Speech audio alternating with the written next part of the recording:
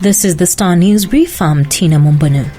President William Ruto has moved to tighten his grip on the Mount Kenya region with a 5-day charm offensive coupled with development and tough political rhetoric. Ruto has been treated to a heroic welcome in the tour, the first major visit after he romped into victory in the 2022 presidential contest. However, he faced a major challenge from what was seen as big influence from his predecessor Uhuru Kenyatta, who backed Raila Odinga.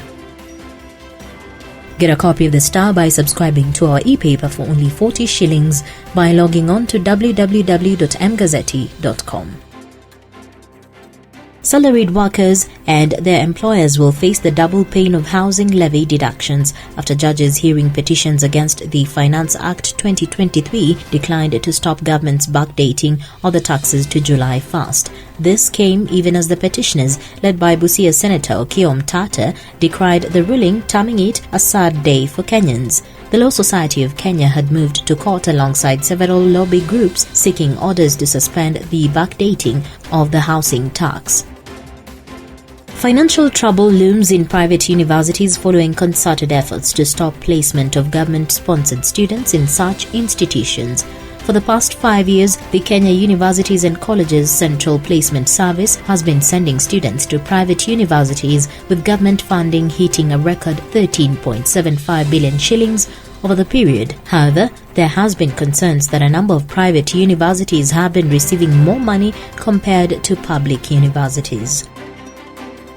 An income and a family could be what most men need to stay healthy. The Kenya Demographic and Health Survey for 2022 shows adolescent men struggle with poor nutrition, and the situation only improves from age 20. At adolescence, nearly half of all boys, which is 43%, are thin, with 12% being moderately or severely thin. The KDHS, which was compiled last year, shows improvement between ages 20 to 49 when many men find an income and get married.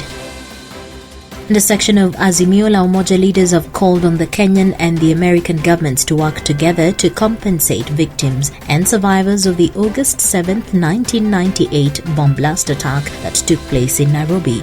The leaders spoke on Monday in Nairobi at the Memorial Park during the 25th anniversary of the attack. NAK Kenya Party leader Martha Karua said the victims of the bomb blast have waited for compensation for 25 years now since the terror attack.